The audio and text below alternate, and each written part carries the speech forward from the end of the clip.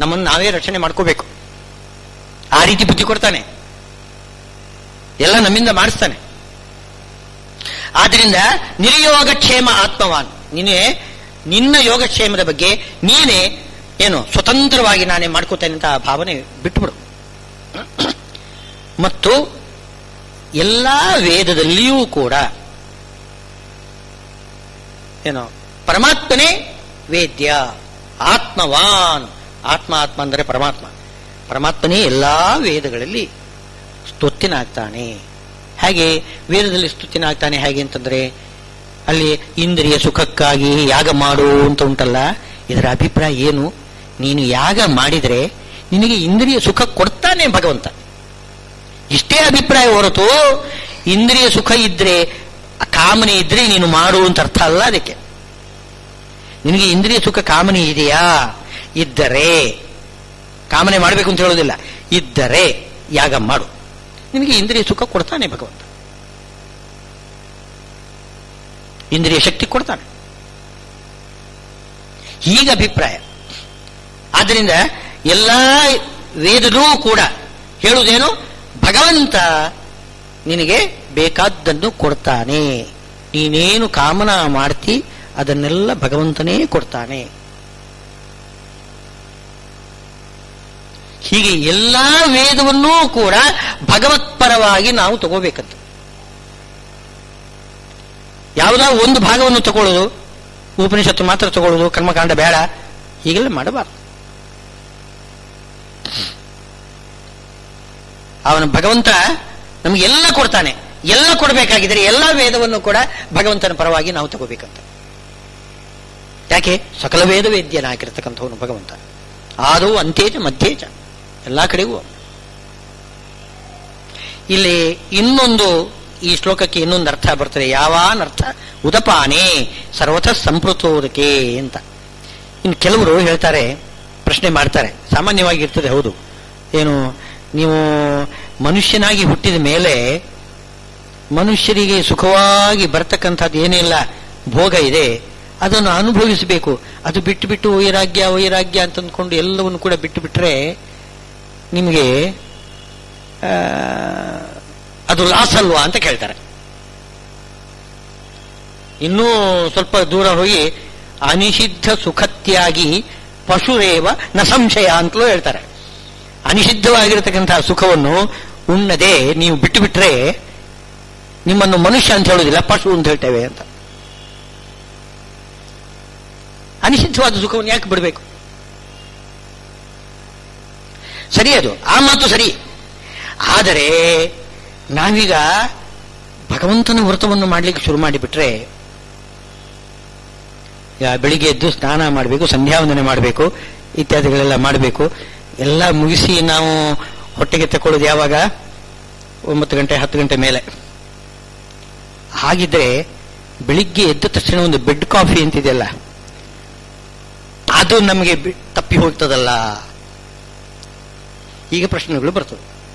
ಕೆಲವು ಸುಖಗಳು ತಪ್ಪಿ ಹೋಗ್ತದೆ. ಭಗವಂತನ ಸೇವಾ ಸೇವಾ ಅಂತ ಮಾಡ್ಕೊಂಡು ಬಿಟ್ರೆ ಕೆಲವು ಸುಖಗಳೆಲ್ಲ ನಮಗೆ ತಪ್ಪಿ ಹೋಗ್ತದೆ. ಅದಕ್ಕೆ ಉತ್ತರ ಕೊಡ್ತಾನೆ ಭಗವಂತ. ನೋಡಿ, ನೀವು ಸುಖ ದುಃಖ ಸಮದ್ವಂದ್ವ ಸಮವಾಗಿ ನೋಡ್ಕೊಳ್ಬೇಕು. ನೀವು ಸುಖಕ್ಕಾಗಿ ನೀವು ಪ್ರಯತ್ನ ಮಾಡಬಾರದು. ದುಃಖಕ್ಕಾಗಿ ನೀವು ಯಾವ ರೀತಿ ಪ್ರಯತ್ನ ಮಾಡುವುದಿಲ್ಲವೋ ಹಾಗೆ ಸುಖಕ್ಕೂ ಕೂಡ ನೀವು ಪ್ರಯತ್ನ ಮಾಡಬಾರದು. ಬೆಳಿಗ್ಗೆ ಎದ್ದು ತಕ್ಷಣ ಬೆಡ್ ಕಾಫಿ ತಯಾರು ಮಾಡಲಿಕ್ಕೆ ಹೋಗಬಾರದು ನೀವು. ಅದಕ್ಕೆ ನೀವು ಪ್ರಯತ್ನ ಮಾಡಬೇಡಿ. ನೀವು ಸುಖ ಸಿಗ್ತದೆ ನಿಮಗೆ, ಬೇರೆ ರೀತಿಯಿಂದ ಸಿಗ್ತದೆ, ಬೇರೆ ರೀತಿಯಿಂದ ನಿಮಗೆ ಸಿಗ್ತದೆ. ಈಗ ಬೆಳಿಗ್ಗೆ ಎದ್ದು ಅವರ ಸ್ವೇಚ್ಛಾಚಾರಿಗಳಾಗಿ ಯಾರಿರ್ತಾರೆ ಅವರಿಗೂ ಈ ಒಳ್ಳೆಯ ಕರ್ಮನಿಷ್ಠರು ಇದ್ದಾರಲ್ಲ, ಇಬ್ಬರನ್ನು ಕೂಡ ಕೇಳಿ. ಅವನ್ನು ಕೇಳಿದರೆ, ಸ್ವೇಚ್ಛಾಚಾರಿಗಳು ಕೇಳಿದರೆ ನಿಮ್ಗೆ ಸುಖ ಇದೆಯೋ ಅಂತಂದ್ರೆ ಇಲ್ಲ ಅಂತಂತ. ನಾವು ಯಾರನ್ನು ಕೇಳಿದ್ರು ಕೂಡ ಸುಖ ಇಲ್ಲ. ಅವರು ಅನಾಚಾರ ಮಾಡ್ತಿರ್ತಾರೆ, ಅನಾಚಾರದಿಂದ ಅವರಿಗೆ ಸುಖ ಇದೆಯಾ? ಅದಿಲ್ಲ, ಸುಮ್ಮನೆ.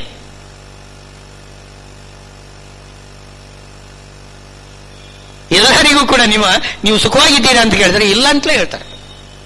ಯಾರಾದ್ರೂ ಒಬ್ರು ಬಂದ್ರೆ ಹೇಳಿ ನಾನು ಸುಖಿಯಾಗಿದ್ದೇನೆ, ಯಾರಾದ್ರೂ ಒಬ್ರು ಹೇಳಿ. ಯಾರೂ ಇಲ್ಲ. ಎಲ್ಲರಿಗೂ ಕೂಡ ಸುಖ ದುಃಖ ಎಲ್ಲ ಇದೆ, ಇಬ್ಬರಿಗೂ ಕೂಡ ಬರ್ತಾನೆ ಇರ್ತದೆ. ಅದಕ್ಕೋಸ್ಕರ ನಾವು ಪ್ರಯತ್ನ ಮಾಡಬಾರದು. ಲೌಕಿಕ ಸುಖಕ್ಕಾಗಿ ಪ್ರಯತ್ನ ಮಾಡಬಾರದು.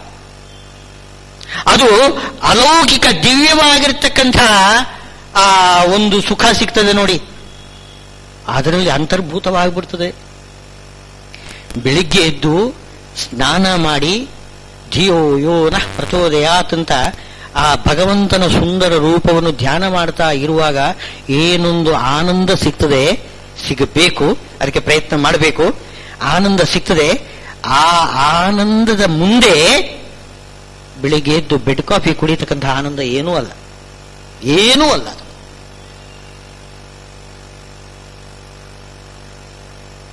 ಆ ಆನಂದದ ಮುಂದೆ ಇದು ಏನೂ ಅಲ್ಲ, ಅದು ದೊಡ್ಡ ಆನಂದ. ಅದಕ್ಕೆ ಭಗವದ್ಗೀತೆಯಲ್ಲಿ ಉದಾಹರಣೆ ಕೊಡ್ತಾರೆ. ಒಂದು ದೊಡ್ಡ ಜಲಾಶಯ ಮಾಡಬೇಕಂತೆ, ಒಂದು ರಿಸರ್ವಾಯರ್ ಮಾಡ್ತಾರೆ ಅಂತ ಇಟ್ಕೊಳ್ಳಿ. ಒಂದು ಟ್ಯಾಂಕ್ ಒಂದು ತೀರ್ಮಾನ ಮಾಡ್ತಾರೆ. ಅಲ್ಲಿ ಒಂದು ಟ್ಯಾಂಕ್ ಮಾಡಬೇಕು ಅಂತಂದ್ರೆ ನಡುವೆ ನಮ್ಮದೇನೋ ಒಂದು ಸಣ್ಣದೊಂದು ಬಾವಿ ಏನೋ ಕೆರೆನೋ ಏನೋ ಇದೆ. ಆ ಬಾವಿ ಕೆರೆಯಲ್ಲಿ ಇಡ್ತಕ್ಕಂತಹ ನೀರು ನನಗೆ ತಪ್ಪಿ ಹೋಗ್ತದೆ ಅಂತ ಒಂದು ಟ್ಯಾಂಕ್, ದೊಡ್ಡ ಟ್ಯಾಂಕ್ ಮಾಡ್ತಾ ಇರುವಾಗ ನೀವು ಒಂದು ಬಾವಿ ನೀರು ನಮಗೆ ತಪ್ಪಿ ಹೋಗ್ತದೆ ಅಂತ ಯಾರಾದರೂ ಆಳ್ತಾರೇನು? ಇಲ್ಲ. ಆ ಟ್ಯಾಂಕ್ ಅಂತಂದ್ರೆ ಏನು, ಬೇಕಾದಷ್ಟು ನೀರು ಬೇಕಾದಷ್ಟು ಉಪಯೋಗ ಮಾಡ್ಕೋಬಹುದು, ಹೆಚ್ಚು ಪ್ರಯೋಜನ ಇದೆ. ಆ ಪ್ರಯೋಜನದಲ್ಲಿ ಈ ಪ್ರಯೋಜನ ಏನೂ ಅಲ್ಲ, ಅದು ಸೇರಿ ಹೋಗ್ತದೆ. ಯಾವಾನರ್ಥ ಉದಪಾನೆ ಸರ್ವತಃ ಸಂಪ್ಲುತೋದಕ್ಕೆ. ಉದಪಾನ ಅಂತಂದ್ರೆ ಸಣ್ಣ ಬಾವಿ ಮುಂತಾದವುಗಳೆಲ್ಲ. ಆ ಉದಪಾನದಲ್ಲಿ ಬಾವಿ ಮುಂತಾದವುಗಳಲ್ಲಿ ಏನು ನಿಮಗೆ ಪ್ರಯೋಜನ ಸಿಗಬೇಕು, ಆ ಪ್ರಯೋಜನ ಎಲ್ಲ ಸರ್ವತಃ ಸಂಪ್ಲುತೋದಕ್ಕೆ, ಎಲ್ಲಾ ಕಡೆಗೂ ವ್ಯಾಪಿಸಿರತಕ್ಕಂತಹ ನೀರು ಇರತಕ್ಕಂತಹ ದೊಡ್ಡ ಒಂದು ಟ್ಯಾಂಕು ಏನಾದ್ರೂ ತಯಾರು ಮಾಡುವಾಗ, ನಿರ್ಮಾಣ ಮಾಡುವಾಗ ಅದು ಅದರೊಳಗೆ ಸೇರಿ ಹೋಗ್ತದಲ್ಲ. ಚಿಂತೆ ಮಾಡ್ತೀರೇನು? ಹಾಗೆ ಈ ಲೌಕಿಕವಾದ ಇಂದ್ರಿಯ ಸುಖ ಏನಿದೆ, ಅದರಿಂದ ಬರ್ತಕ್ಕಂತಹ ಸುಖ, ಆ ದಿವ್ಯವಾಗಿರ್ತಕ್ಕಂತಹ ಧ್ಯಾನದ ಆನಂದ ಏನಿದೆ, ಪರಮಾತ್ಮನ ಧ್ಯಾನದಲ್ಲಿ ಆನಂದ ಏನು ಬರ್ತದೆ, ಆ ಸುಖದ ಮುಂದೆ ಅದರೊಳಗೆ ಇದು ಅಂತರ್ಭೂತವಾಗಿ ಬಿಡ್ತದೆ ಅಂತ ಹೇಳ್ತಾರೆ. ನೀವು ಅದಕ್ಕಾಗಿ ಪ್ರಯತ್ನ ಮಾಡಬೇಡಿ. ನೀವು ಇನ್ನು ಈ ದಿವ್ಯವಾಗಿರ್ತಕ್ಕಂತಹ ಒಂದು ಧ್ಯಾನಾನಂದ ಒಂದಾಯಿತು, ಏನೋ ಹರಿನಾಮ ಸಂಕೀರ್ತನೆ ಮಾಡ್ತಕ್ಕಂಥದ್ದು, ಕೀರ್ತನೆ ಮಾಡ್ತಕ್ಕಂಥದ್ದು, ಅದು ಕುಣಿದು ಹಾಡೋದು ಇತ್ಯಾದಿಗಳೆಲ್ಲ, ಅದರಲ್ಲಿ ಬರ್ತಕ್ಕಂತಹ ಒಂದು ಅಲೌಕಿಕವಾದ ಆನಂದ ಅದೊಂದು ಸರಿಯೇ. ಇನ್ನು ಮೋಕ್ಷ ಸುಖವನ್ನು ತಗೊಂಡ್ರಂತೂ ಕೇಳಬೇಡಿ. ಆ ಮೋಕ್ಷ ಸುಖದ ಮುಂದೆ ಈ ಲೌಕಿಕ ಸುಖ ಏನೂ ಅಲ್ಲ, ಸುಖನೇ ಅಲ್ಲ. ಅದು ಮಿಣುಕು ಹುಳ ಇದ್ದ ಹಾಗೆ. ಅಮಾವಾಸ್ಯೆ ರಾತ್ರಿ ಮಿಣುಕು ಹುಳ ಇದೆ ನೋಡಿ, ಮಿಣುಕು ಹುಳ ಏನು ಸಣ್ಣ ಇದು ಏನೋ ಒಂದು ಥರ ದೀಪದ ಹಾಗೆ ಬೆಳಗ್ತದೆ ಅಷ್ಟೇ. ಅದಕ್ಕೆ ಅಮಾವಾಸ್ಯೆ ರಾತ್ರಿ ಕೂತ್ಕೊಂಡು ಇನ್ನು ನಾಳೆ ಬೆಳಿಗ್ಗೆ ಸೂರ್ಯೋದಯ ಆಗುವುದೇ ಬೇಡ ಅಂತ ಯಾರಾದ್ರೂ ಹೇಳ್ತಾರ? ಬೆಳಿಗ್ಗೆ ಸೂರ್ಯೋದಯ ಆಗುವುದೇ ಬೇಡ, ಯಾಕೆ? ಮಿಣುಕು ಹುಳ, ಅದರ ದರ್ಶನವೇ ಇಲ್ಲ ಅಂತ ಆಗಿಬಿಡ್ತದೆ. ಮಿಣುಕು ಹುಳದ ಬೆಳಕು ನಮಗೆ ಇಲ್ಲ ಅಂತ ಆಗಿಬಿಡ್ತದೆ, ಆದ್ರಿಂದ ಸೂರ್ಯೋದಯನೇ ಬೇಡ ಅಂತ ಹೇಳ್ತಾರೆ ಯಾರಾದರೂ? ಹಾಗಾಗ್ತದೆ. ಅಲ್ಪ ಯಾವಾನರ್ಥ ಉದಪಾನೆ ಸರ್ವತ ಸಂಪ್ಲುತೋದಕ್ಕೆ. ಆದ್ದರಿಂದ ತಾವಾನ್ ಸರ್ವೇಷು ವೇದೇಶು ಬ್ರಾಹ್ಮಣಸ್ಯ ವಿಪಶ್ಚಿತ. ಆದ್ದರಿಂದ ಎಲ್ಲಾ ವೇದಗಳನ್ನು ಕೂಡ ಅಧ್ಯಯನ ಮಾಡಿ ಸಕಲ ವೇದ ಪ್ರತಿಪಾದ್ಯವಾದ ಸಕಲ ಗುಣ ಪರಿಪೂರ್ಣನಾಗಿರ್ತಕ್ಕಂಥ ಭಗವಂತನನ್ನು ನಾವು ತಿಳಿದು ಆರಾಧನೆ ಮಾಡಬೇಕು. ಆರಾಧನೆ ಮಾಡುವಾಗ ಏನು, ಅವನ ಪೂಜಾರೂಪವಾಗಿ ಕರ್ಮ ಮಾಡಬೇಕು. ಕರ್ಮಣ್ಯೇವ ಅಧಿಕಾರಸ್ಥೆ ಮಾ ಫಲೇಶು, ಫಲವನ್ನು ಮಾತ್ರ ಅವನಿಗೆ ಬಿಟ್ಟುಕೊಡ್ಬೇಕು. ನೀನು ಫಲವನ್ನು ಕೊಡುವುದಾದ್ರೆ ತಗೋತೇನೆ ಅಷ್ಟೇ ಹೊರತು ಕೊಡುವಂತನೇ ಕೇಳಬಾರ್ದು. ಕೊಡ್ತಾನೆ ಭಗವಂತ. ಕಿಮಲಭ್ಯಂ ಭಗವತಿ ಪ್ರಸನ್ನೆ ಶ್ರೀನಿಕೇತನೆ. ಭಗವಂತನ ಪ್ರಸನ್ನನಾಗಿ ಬಿಟ್ರೆ ಎಲ್ಲಿ ಯಾವುದು ಅಲಭ್ಯ ಇಲ್ಲ, ಎಲ್ಲ ಸಿಗ್ತದೆ. ಇವನು ಬೇಡ ಅಂತಂದ್ರೂ ಕಾಲಿಗೆ ಬಂದು ಬೀಳ್ತದೆ, ಬೇಡ ಅಂತಂದ್ರೂ ಕಾಲಿಗೆ ಬಂದು ಬೀಳ್ತದೆ. ಹಾಗೆ ಆದ್ದರಿಂದ ಮಾತೆ ಸಂಗೋಸ್ತು ಅಕರ್ಮಣಿ. ಕರ್ಮ ಮಾಡುವಾಗ ಫಲ ಬೇಕು ಎಂಬುದಾಗಿ ಕರ್ಮ ಮಾಡಬೇಡ. ಫಲ ಬೇಡ ಅಂತಂದುಕೊಂಡು ಕರ್ಮನೂ ಬೇಡ ಅಂತ ಮಾತ್ರ ಹೇಳಬೇಡ. ಫಲಕ್ಕಾಗಿ ಕರ್ಮ ಅಲ್ಲವಲ್ಲ, ಆದ್ರಿಂದ ಫಲ ಬೇಡ ಅಂತಂದ್ರೆ ಕರ್ಮ ಬೇಡ ಅಂತ ಅನ್ಲಿಕ್ಕೆ ಬರೋದಿಲ್ಲ. ಕರ್ಮ ಯಾವುದಕ್ಕೋಸ್ಕರ? ಭಗವಂತನ ಪೂಜೆಗೋಸ್ಕರ. ನನಗೆ ಕರ್ಮ ಬೇಡ, ಅಲ್ಲಿ ಫಲ ಬೇಡ, ಆದ್ರಿಂದ ಕರ್ಮ ಬೇಡ ಅಂತ ಹೇಳಬಾರದು. ನನಗೆ ಫಲ ಬೇಡ, ಆದರೆ ಪರಮಾತ್ಮನ ಪ್ರೀತಿ ಬೇಕು, ಅದಕ್ಕೋಸ್ಕರ ನಾನು ಕರ್ಮ ಮಾಡ್ತೇನೆ ಅಂತ ಹೊರಡಬೇಕು ನೀವು. ಆದ್ರಿಂದ ಮಾತೇ ಸಂಗೋಸ್ತು ಅಕರ್ಮಣಿ, ಅಕರ್ಮದಲ್ಲಿ ಮಾತ್ರ ಸಂಘ ಬೇಡ ನನಗೆ. ಹೀಗೆ ಭಗವಂತನ ಒಂದು ಸೇವಾ ಮಾಡುವುದು ಜ್ಞಾನದ ಸಂಪಾದನೆಯ ಮಾರ್ಗ. ಇದನ್ನೇ ಯೋಗ ಅಂತ ಹೇಳಿದ್ದಾರೆ. ಯೋಗ ನಿಜವಾಗಿರತಕ್ಕಂತಹ ಯೋಗ. ಅದು ಕೂಡ ಈ ಪತಂಜಲಿ ಯೋಗನೂ ಕೂಡ ಅದು ಒಂದು ರೀತಿಯಿಂದ ಜ್ಞಾನಕ್ಕೆ ಸಾಧನ. ಏನು ಮನಸ್ಸಿಗೆ ಮತ್ತು ಶರೀರಕ್ಕೆ ಸರಿಯಾಗಿರತಕ್ಕಂತಹ ಒಂದು ವ್ಯಾಯಾಮ ಕೊಟ್ಟು ಬಿಟ್ರೆ, ಮನಸ್ಸಿಗೆ ಧ್ಯಾನ, ಶರೀರಕ್ಕೆ ಆಸನ. ಆಸನ ಧ್ಯಾನ ಎರಡೂ ಕೂಡ ಶರೀರಕ್ಕೂ ಮನಸ್ಸಿಗೂ ಒಂದು ವ್ಯಾಯಾಮ ಕೊಟ್ಟ ಹಾಗೆ. ಅದರಿಂದ ಏನಾಗ್ತದೆ? ಅಂತಃಕರಣ ಶುದ್ಧವಾಗ್ತದೆ, ಜ್ಞಾನ ಬರ್ತದೆ. ಜ್ಞಾನ ಸಂಪಾದನೆಗೆ ಬಹಳ ಮುಖ್ಯವಾಗಿರ್ತಕ್ಕಂಥದ್ದು ಯಾವುದು? ಯೋಗಾಸನವೂ ಎರಡೂ ಕೂಡ ಬೇಕು. ಯೋಗಾಸನನೂ ಬೇಕು, ಧ್ಯಾನನೂ ಬೇಕು, ಎರಡೂ ಕೂಡ ಬೇಕು. ಅದಕ್ಕೋಸ್ಕರನೇ ಏನು ಹೇಳ್ತಾರೆ, ನೀವು ಶ್ರೀಮದಾಚಾರ್ಯರು ತಂತ್ರಸಾರದಲ್ಲಿ ಒಂದು ಮಾತು ಹೇಳ್ತಾರೆ, ಅಥವಾ ಸತತಂ ಶಾಸ್ತ್ರ ವಿಮರ್ಶೆಯನ್ನು ಭವಿಷ್ಯತಿ ಅಂತ. ಸತತ ಶಾಸ್ತ್ರ ವಿಮರ್ಶ ಮಾಡ್ತಾ ಮಾಡ್ತಾ ಬಂದ್ರೆ, ಸದಾ ಕಾಲ ಏನು ಪುಸ್ತಕವನ್ನೇ ಹಿಡ್ಕೊಂಡು ಸದಾ ಅಧ್ಯಯನವನ್ನೇ ಮಾಡ್ತಾ ಇರಬೇಕು. ಬೇರೆ ತದ್ದಿತಪಃ ಅದೇ ತಪಸ್ಸು. ಹಾಗೆ ಮಾಡ್ತಾ ಇರಿ. ಆದರೆ ಧ್ಯಾನವನ್ನು ಮಾತ್ರ ಬಿಡಬೇಡಿ ಅಂತ ಹೇಳ್ತಾರೆ. ಸ್ವಲ್ಪವಾದರೂ ಧ್ಯಾನ ಮಾಡಬೇಕು, ಸ್ವಲ್ಪವಾದರೂ ಧ್ಯಾನ ಮಾಡಬೇಕು. ಅಭ್ಯಾಸ ಧ್ಯಾನ ಎರಡೂ ಕೂಡ ಬೇಕು. ಅದು ಕೆಲವರಲ್ಲಿ ಧ್ಯಾನ ಅಧಿಕ ಆಗಿರಬಹುದು, ಅಭ್ಯಾಸ ಸ್ವಲ್ಪ ಆಗಿರಬಹುದು, ಅದೂ ಮಾಡಬಹುದು. ಇನ್ನು ಕೆಲವರಲ್ಲಿ ಅಭ್ಯಾಸ ಅಧಿಕ, ಧ್ಯಾನ ಸ್ವಲ್ಪ, ಹಾಗೂ ಮಾಡಬಹುದು. ಎರಡನ್ನೂ ಕೂಡ ಹೇಳಿದ್ದಾರೆ, ಎರಡೂ ಬೇಕು ಅಂತ ಹೇಳ್ತಾರೆ. ಅಂದ ಯೋಗ ಅಂತಂದ್ರೆ ಏನು? ಜ್ಞಾನ ಸಂಪಾದನೆಯ ಮಾರ್ಗ. ಅದು ಅಭ್ಯಾಸ, ಧ್ಯಾನ ಎರಡೂ ಕೂಡ ಬೇಕು. ಎರಡನ್ನೂ ಕೂಡ ಮಾಡಿಕೊಳ್ಳಿ. ಯೋಗಸ್ಥಕ್ಕುರು ಕರ್ಮಾಣಿ ಸಂಗಂ ತ್ಯಕ್ತ್ವಾ ಧನಂಜಯ. ಅದು ಸಿದ್ಧಿಸಿದ್ಧೋ ಸಮೋಭೂತ್ವ ಸಮತ್ವಂ ಯೋಗ ಉಚ್ಯತೆ ಅಂತ. ಫಲಾಸಕ್ತಿ ಇಲ್ಲದೇನೆ ಎಲ್ಲವನ್ನು ಕೂಡ ಮಾಡಬೇಕು. ನೀವು ಧ್ಯಾನವಾಗಲಿ ಅಭ್ಯಾಸವಾಗಲಿ ಯಾವುದೇ ಒಂದು ಕರ್ಮ ನೀವು ಮಾಡುವಾಗ ಸಿದ್ಧಿ ಅಸಿದ್ಧಿ ಅಂದರೆ ಫಲ ಸಿಗುವುದು ಇಲ್ಲದೆ ಹೋಗುವುದು, ಇದು ಎರಡರಲ್ಲಿ ವ್ಯತ್ಯಾಸ ಮಾಡಬೇಡಿ. ಅದಕ್ಕೆ ಪ್ರಾಮುಖ್ಯತೆ ಕೊಡಬೇಡಿ. ಭಗವಂತನ ಪ್ರೀತಿ ಆಗ್ತದೋ ಇಲ್ವೋ ಅದು ಮಾತ್ರ ಆಲೋಚನೆ ಮಾಡಿ.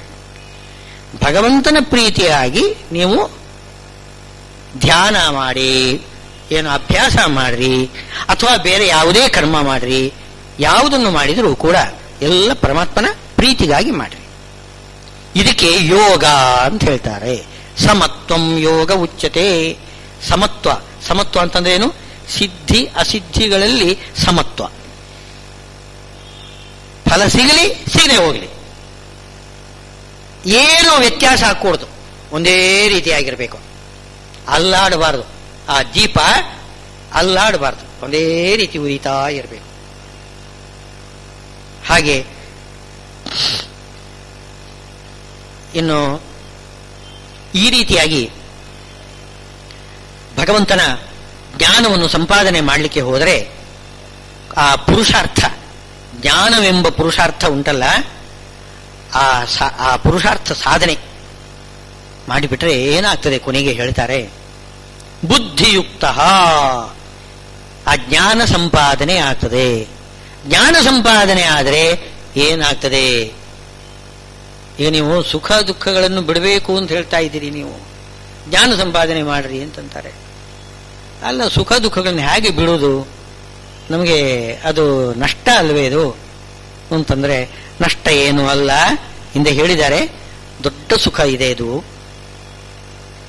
ದೊಡ್ಡ ಸುಖ ಇದೆ. ಆ ಸುಖಕ್ಕಾಗಿ ಇದನ್ನು ಬಿಟ್ಟು ಬಿಡಬೇಕು. ಈ ಸುಖ ದುಃಖಗಳಿವೆ ಅಲ್ಲ, ಬುದ್ಧಿಯುಕ್ತ ಜಹಾತೀಹ ಉಭೇ ಸುಕೃತ ದುಷ್ಕೃತೆ. ಪುಣ್ಯ ಪಾಪ ಎರಡನ್ನೂ ಕೂಡ ಬಿಟ್ಟು ಬಿಡ್ತಾನಂತೆ. ಅವನಿಗೆ ಯಾವಾಗ ಭಗವಂತನ ಜ್ಞಾನ ಬರ್ತದೆ, ಮೋಕ್ಷಕ್ಕೆ ಹೋಗ್ತಾನೆ, ಆ ಜ್ಞಾನಿ ಏನ್ ಮಾಡ್ತಾನೆ? ಪುಣ್ಯ ಪಾಪ ಎರಡನ್ನೂ ಕೂಡ ಬಿಟ್ಟು ಬಿಡ್ತಾನಂತೆ. ಅಲ್ಲ, ಪುಣ್ಯವನ್ನು ಯಾಕೆ ಬಿಡಬೇಕು ಅಂತಂದ್ರೆ, ಅದನ್ನು ಹೇಳಿದ್ದಾರೆ ಶಾಸ್ತ್ರದಲ್ಲಿ, ಅನಿಷ್ಟ ಪುಣ್ಯ ಅಂತ ಕರೆದಿದ್ದಾರೆ. ಪುಣ್ಯ ಅನಿಷ್ಟ ಅಂತೆ. ಅವನು ಮಾಡುವಾಗ ಇಷ್ಟ ಆಗಿತ್ತು, ಅವನು ಮಾಡುವಾಗ ಅದು ಇಷ್ಟವಾಗಿತ್ತು. ಈಗ ಉದಾಹರಣೆಗೆ, ಜ್ಯೋತಿಷ್ಠೋಮೇನು ಸ್ವರ್ಗ ಕಾಮೋ ಯಜೇತ ಅಂತ, ಸ್ವರ್ಗ ಸಿಗಲಿಕ್ಕೋಸ್ಕರ ಜ್ಯೋತಿಷ್ಠೋಮ ಮಾಡಬೇಕು. ಆಗ ಸ್ವರ್ಗ ಇಷ್ಟವಾಗಿತ್ತು, ಹಾಗೋಸ್ಕರ ಜ್ಯೋತಿಷ್ಠೋಮ ಯಾಗ ಮಾಡಿದ್ದಾನೆ. ಅದರಿಂದ ಬರ್ತಕ್ಕಂಥ ಪುಣ್ಯ ಇದೆಯಲ್ಲ, ಅದು ಇಷ್ಟ ಆಗಿತ್ತು. ಈಗ ನನಗೆ ಸ್ವರ್ಗ ಬೇಡ ಅಂತಂತಾನವನು. ಈಗ ನಾನು ಮೋಕ್ಷಕ್ಕೆ ಹೋಗ್ತಾ ಇದ್ದೇನೆ, ಭಗವಂತನ ಬಳಿಗೆ ಹೋಗ್ತಾ ಇದ್ದೇನೆ, ನನಗೆ ಈ ಪುಣ್ಯ ಬೇಡ, ಅನಿಷ್ಟ ಅಂತಂತಾನು. ಹೀಗೆ ಅನಿಷ್ಟವಾಗ್ತದೆ. ಈಗ ರಾಘವೇಂದ್ರ ಸ್ವಾಮಿಗಳು ಏನ್ ಮಾಡ್ತಾರೆ, ನಿಮಗೆಲ್ಲ ಕೊಡ್ತಿದ್ದಾರಲ್ಲ, ಎಲ್ಲ ಕೊಡೋದು ಪುಣ್ಯ. ಅವರಿಗೆ ನಮಸ್ಕಾರ ಮಾಡಿಬಿಟ್ರೆ ಪುಣ್ಯ ನಿಮಗೆ ಕೊಟ್ಟು ಬಿಡ್ತಾರೆ. ಆ ಪುಣ್ಯ ನಮಗೆ ಇಷ್ಟ, ಅವರಿಗೆ ಅನಿಷ್ಟ, ಅವರಿಗೆ ಬೇಕಾಗಿಲ್ಲ. ತಗೊಳ್ಳಿ ತಗೊಳ್ಳಿ ತಗೊಳ್ಳಿ ಅಂತ ಹೇಳ್ತಾ ಇದ್ದಾರೆ, ಸೂರೆ ಮಾಡ್ತಾ ಇದ್ದಾರೆ, ಬನ್ನಿ ಬನ್ನಿ. ಅದು ಯಾವ ಉದ್ದೇಶದಿಂದ? ಲೌಕಿಕ ಸುಖವನ್ನು ಉಂಡು ನೀವು ಹೊಟ್ಟೆ ತಂಪು ಮಾಡಿಕೊಳ್ಳಿ, ಆಮೇಲೆ ಶಾಸ್ತ್ರಾಭ್ಯಾಸ ಮಾಡಿಕೊಳ್ಳಿ. ಶಾಸ್ತ್ರಾಭ್ಯಾಸ ಮಾಡಬೇಕಾಗಿದ್ರೆ ಸ್ವಲ್ಪ ಹೊಟ್ಟೆ ತಂಪಾಗಿರ್ಬೇಕು, ಇಲ್ಲದೆ ಹೋದ್ರೆ ಬುದ್ಧಿ ಓಡೋದಿಲ್ಲ. ಬುದ್ಧಿ ಓಡಬೇಕಾಗಿದ್ರೆ ಸ್ವಲ್ಪ ಬೇಕಾಗತ್ತೆ. ಅದಕ್ಕೋಸ್ಕರ ರಾಯರು ಕೂಡ ಏನು ಮಾಡ್ತಾರೆ, ಬೇಕಾದಷ್ಟು ಸಂಪತ್ತು ಕೊಡ್ತಾ ಇದ್ದಾರೆ. ಆ ತಪ್ಪು ತಿಳ್ಕೊಳ್ಬಾರ್ದು ನಾವು, ಅದು ಕೇವಲ ಉಣ್ಲಿಕ್ಕೋಸ್ಕರ ಕೊಟ್ಟಿದ್ದಲ್ಲ. ಉಂಡು ನಾವು ಸಮರ್ಥರಾಗಿ ಭಗವಂತನ ತತ್ವಜ್ಞಾನ ಸಂಪಾದನೆ ಮಾಡಬೇಕು. ಹೀಗೆ ಬುದ್ಧಿಯುಕ್ತನಾಗಿರ್ತಕ್ಕಂಥವನು, ಜ್ಞಾನಿಯಾಗಿರ್ತಕ್ಕಂಥವನು ಏನು ಮಾಡ್ತಾನೆ? ಸುಕೃತ ದುಷ್ಕೃತ, ದುಷ್ಕೃತವನ್ನು ತಮಗೆ ಆಗದಿದ್ದವರಿಗೆ ಕೊಟ್ಟು ಬಿಡ್ತಾರಂತೆ. ತಮಗೆ ಯಾರು ಆಗದಿದ್ದವರಿದ್ದಾರಲ್ಲ, ವೈರಿಗಳು, ಶತ್ರುಗಳು ಯಾರಿದ್ದಾರೆ ಅವರಿಗೆ. ಅದಕ್ಕೆ ರಾಯರಿಗೆ ಹೇಳ್ತಾರೆ, ಶಾಪಾನುಗ್ರಹ ಶಕ್ತೋನ್ಯ ರಾಘವೇಂದ್ರ ನವಿದ್ಯತೆ. ಶಾಪ ಅನುಗ್ರಹ ಎರಡೂ ಕೂಡ ಮಾಡಬಲ್ಲರು ರಾಘವೇಂದ್ರ ಸ್ವಾಮಿಗಳು. ಆದರೆ ಸ್ವಾರಸ್ಯ ಏನು ಅಂತಂದ್ರೆ, ಕರುಣಿಗಳು, ಮಹಾಕರುಣಿಗಳು ರಾಘವೇಂದ್ರ ಸ್ವಾಮಿಗಳು, ಅವರೇನ್ ಮಾಡ್ತಾರೆ? ಅನುಗ್ರಹ ಮಾತ್ರ ಮಾಡ್ತಾರೆ, ಶಾಪ ಕೊಡೋದೇ ಇಲ್ಲ. ಯಾಕೆಂದ್ರೆ ಅದನ್ನೆಲ್ಲ ತಾವು ಉಂಡು ಬಿಡ್ತಾರೆ. ಏನು ದುಷ್ಕೃತ ಏನಾದರೂ ಪಾಪ ಮಾಡಿದ್ದೇನಾದ್ರೂ ಇದ್ರೆ ತಾವೇ ಉಂಡು ಬಿಡ್ತಾರೆ. ಅವರು ತಮ್ಮ ಪೂರ್ವಾಶ್ರಮದಲ್ಲಿ ಎಷ್ಟು ದುಃಖ ಪಟ್ಟಿದ್ದಾರೆ. ಅದು ರಾಘವೇಂದ್ರ ವಿಜಯ ಓದಿದರೆ ನಮ್ಮ ಕಣ್ಣೀರು ಬರ್ತದೆ, ನಮಗೆ ಕಣ್ಣೀರು ಬರ್ತದೆ. ಅಂಥ ದುಃಖ ರಾಘವೇಂದ್ರ ಸ್ವಾಮಿಗಳು ಅನುಭವಿಸಿದ್ದಾರೆ. ಯಾಕೆಂದ್ರೆ ಇನ್ನೊಬ್ಬರಿಗೆ ಕೊಡೋದು ಬೇಡ ಅಂತ, ಕರುಣೆ. ಅದನ್ನು ತಾವೇ ಉಣ್ತಾರೆ, ಸುಖವನ್ನು ಇನ್ನೊಬ್ಬರಿಗೆ ಕೊಡ್ತಾರೆ. ದುಃಖವನ್ನೆಲ್ಲ ತಾವು ಉಣ್ತಾರೆ, ಸುಖವನ್ನು ಇನ್ನೊಬ್ಬರಿಗೆ ಕೊಡ್ತಾರೆ. ಅದು ಅಂಥ ವ್ಯಕ್ತಿಗಳು ಬಹಳ ಕಡಿಮೆ. ಸಾಮಾನ್ಯವಾಗಿ ಶಾಪಾನುಗ್ರಹ ಶಕ್ತರು. ಉಭಯ ಸುಕೃತ ದುಷ್ಕೃತೆ, ಈ ರೀತಿಯಾಗಿ ಸುಕೃತ ದುಷ್ಕೃತಗಳನ್ನು ಬಿಟ್ಟು ಬಿಡ್ತಾರೆ. ಜಹಾತಿ, ಪ್ರಾರಬ್ಧವಾಗಿದ್ದರೆ ತಾವು ಉಣಬೇಕು ಅಂತಿದೆ, ಉಣುತ್ತಾರೆ. ಆದರೆ ಉಣ್ಣುವಾಗಲೂ ಕೂಡ ಏನ್ ಮಾಡ್ತಾರೆ? ಉಪಮರ್ದಂಚ ಅಂತ ಬ್ರಹ್ಮಸೂತ್ರ ಹೇಳ್ತಾ ಇದೆ. ಸ್ವಲ್ಪ ಜಾಸ್ತಿ ಏನು ಪಾಪ ಮಾಡಿದ್ದಿದ್ರೆ ಸ್ವಲ್ಪ ಕಡಿಮೆ ಮಾಡಿ ಉಣಿಸ್ತಾನಂತೆ ಭಗವಂತ, ಕಡಿಮೆ ಮಾಡಿ. ಈಗ ಹಾಲಾಹಲ ವಿಷ ಇದೆ ನೋಡಿ, ಹಾಲಾಹಲ ವಿಷಯವನ್ನು ರುದ್ರದೇವರು ಉಂಡ್ರು ಅಂತ ಹೇಳ್ತಾರೆ. ಹೇಗೆ ಉಂಡ್ರು? ವಾಯುದೇವರು ಹಾಲಾಹಲ ವಿಷವನ್ನು ಅದರ ವೇಗವನ್ನು ಕಮ್ಮಿ ಮಾಡಿ ಹಿಂಡಿ ರಸ ತೆಗೆದು ಚರಟ ಏನಿದೆ ಅದನ್ನು ತೆಗೆದು ರುದ್ರದೇವರಿಗೆ ಕೊಟ್ಟರಂತೆ. ಪೂರ್ತಿ ಉಣ್ಲಿಕ್ಕೆ ಸಾಧ್ಯ ಇರಲಿಲ್ಲ, ತಾವೇ ಉಂಡುಬಿಟ್ರು ವಾಯುದೇವರು. ಇಲ್ಲಿ ಭಗವಂತ ಹಾಗೂ ಮಾಡುವುದಿಲ್ಲ, ತಾನೇನು ಅನ್ನೋದಿಲ್ಲ, ಉಪಮರ್ದ ಮಾಡಿಬಿಡ್ತಾನೆ, ಕಡಿಮೆ ಮಾಡಿಬಿಡ್ತಾನೆ. ಹಾಗೆ ಏನು ತಮಗೆ ಪ್ರಾರಬ್ಧ ಕರ್ಮ ತಾವು ಉಣ್ತಾರೆ, ಪ್ರಾರಬ್ಧ ಕರ್ಮ ತಾನು ಉಣ್ಣುವುದು ಒಂದು, ಇನ್ನೊಬ್ಬರಿಗೆ ಕೊಡೋದು ಒಂದು. ಇನ್ನೊಬ್ಬರಿಗೆ, ಯಾರಿಗೆ ಶತ್ರುಗಳಿಗೆ ದುಷ್ಕೃತವನ್ನು ಕೊಡಬಹುದು. ಇನ್ನು ಮಿತ್ರರು ಯಾರಿದ್ದಾರೆ, ತಸ್ಯ ಪುತ್ರ ದಾಯಮೋಪಯಂತಿ, ಪುತ್ರರು, ಪೌತ್ರರು, ಅವರ ಸಂಬಂಧಿಗಳು, ಮಿತ್ರರು, ಭಕ್ತರು ಯಾರೆಲ್ಲ ಇದ್ದಾರೆ ಅವರಿಗೆ ಬೇಕಾದಷ್ಟು ಕೊಟ್ಟು ಬಿಡ್ತಾರೆ. ಹೀಗೆ ಯಾವುದಾದ್ರೂ ಒಂದು ರೀತಿಯಿಂದ ಸುಕೃತ ದುಷ್ಕೃತವನ್ನು ಬಿಟ್ಟು ಬಿಡ್ತಾನೆ.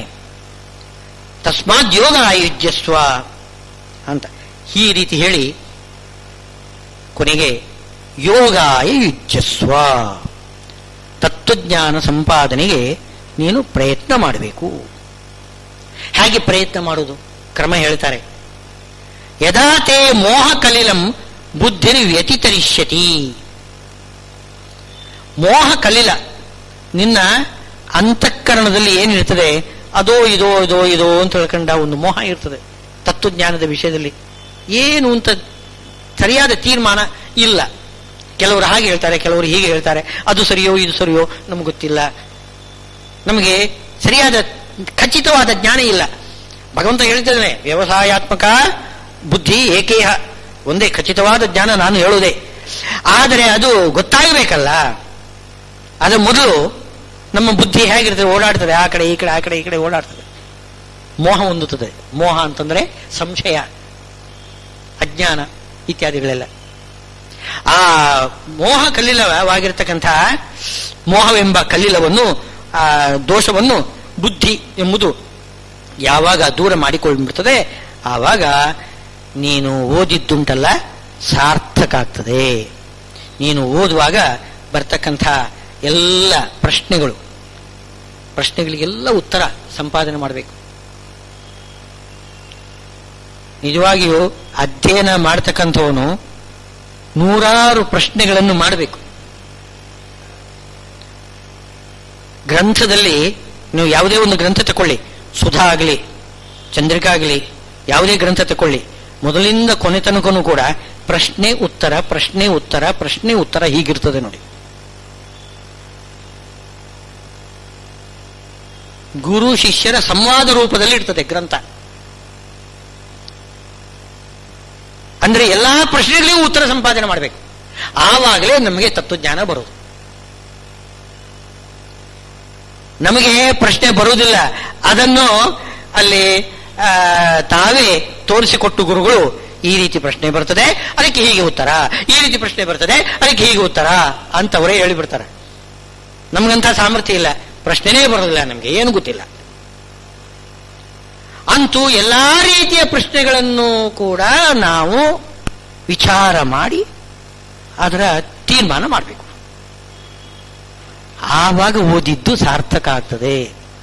ಸುಮ್ಮನೆ ಓದಿಬಿಟ್ರೆ ಸಾಲದು, ಪ್ರಶ್ನೆ ಮಾಡಬೇಕು, ಆ ಪ್ರಶ್ನೆಗಳಿಗೆ ಉತ್ತರ ಸಂಪಾದನೆ ಮಾಡಬೇಕು. ತದಾ ಗಂತಾಸಿ ನಿರ್ವೇದಂ ಶ್ರೋತವ್ಯಸ್ಯ ಶ್ರುತಸ್ಯ ಚ. ನೀನು ಓದ್ತಕ್ಕಂಥದ್ದು ಏನಿದೆ, ಅಭ್ಯಾಸ ಮಾಡ್ತಕ್ಕಂಥದ್ದು ಅದು ಸಾರ್ಥಕ ಆಗುವುದು ಯಾವಾಗ, ಅದರ ಫಲ ಪೂರ್ತಿ ಸಿಗುವುದು ಯಾವಾಗ ಅಂತಂದ್ರೆ ಈ ತತ್ವಜ್ಞಾನದ ವಿಷಯದಲ್ಲಿ ಖಚಿತವಾದ ಅಭಿಪ್ರಾಯ ಬೇಕು. ವಿಷ್ಣು ಸರ್ವೋತ್ತಮ ಹೌದೇ ಅಲ್ವೇ, ಸಂಶಯನೇ ಬರಬಾರದು. ಹರಿ ಸರ್ವೋತ್ತಮ, ವಾಯು ಜೀವೋತ್ತಮ, ಅದು ಗಟ್ಟಿಯಾಗಿರಬೇಕು, ಸಂಶಯನೇ ಇರಬಾರದು. ಆವಾಗ ನೀವು ಓದಿದ್ದು ಸಾರ್ಥಕ ಆಗ್ತದೆ. ಇದು ಯಾರಲ್ಲಿ ಇದೆ ಅಂತ ಇನ್ನೊಂದು ಪ್ರಶ್ನೆ ಬರ್ತದೆ ಇಲ್ಲಿ ಮಾತ್ರ. ಯಾಕೆಂದ್ರೆ ಯಾರೂ ಕೂಡ ಸರ್ವಜ್ಞರಲ್ಲ. ಎಲ್ಲ ಎಷ್ಟು ಓದಿದರೂ ಕೂಡ ಕೆಲವೆಲ್ಲ ಪ್ರಶ್ನೆಗಳು ಬರ್ತವೆ, ಮತ್ತು ಪುನಃ ಪ್ರಶ್ನೆ ಬರ್ತದೆ, ಮುಗಿಯುವುದೇ ಇಲ್ಲ. ನಮಗೇನೇ ಪ್ರಶ್ನೆ ಬರ್ತದೆ, ಇಲ್ಲಾದ್ರೆ ಯಾರಾದ್ರೂ ಪ್ರಶ್ನೆ ಹಾಕ್ತಾರೆ. ಇದು ಆಗೋದೇ ಇಲ್ಲಲ್ಲ. ಯಾವಾಗ ನಮ್ಮ ಬುದ್ಧಿ ಸ್ಥಿರವಾಗಿ ಭಗವಂತನ ಬಗ್ಗೆ ಆಲೋಚನೆ ಯಾವಾಗ ಮಾಡ್ತದೆ, ನಮಗೆ ಸಾಧ್ಯನೇ ಇಲ್ಲ ಅಂತ ಹೇಳ್ತಾರೆ. ಅಜ್ಞಾನಿಗಳಿಗೆ ಸಾಧ್ಯವೇ ಇಲ್ಲ. ಜ್ಞಾನಿಗಳಿಗೆ ಆಗ್ತದೆ. ಜ್ಞಾನಿ ಎಂದರೆ ಯಾರು? ಅಪರೋಕ್ಷ ಜ್ಞಾನಿ. ಅಪರೋಕ್ಷ ಜ್ಞಾನಿ ಇದ್ದಾನಲ್ಲ, ಅವನಿಗೆ ಸಂಶಯನೇ ಇರುವುದಿಲ್ಲ ಅಂತ. ಯಾಕೆಂದ್ರೆ ಭಗವಂತನ ನೋಡಿರ್ತಾನೆ, ಅವನು ಸ್ಪಷ್ಟ ಭಗವಂತನೇ ನೋಡಿರ್ತಾನೆ. ಆಮೇಲೆ ಯಾವ ಸಂಶಯನೂ ಇರುವುದಿಲ್ಲ. ಅಷ್ಟರವರೆಗೆ ಸಂಶಯ ಇದ್ದೇ ಇರ್ತದೆ.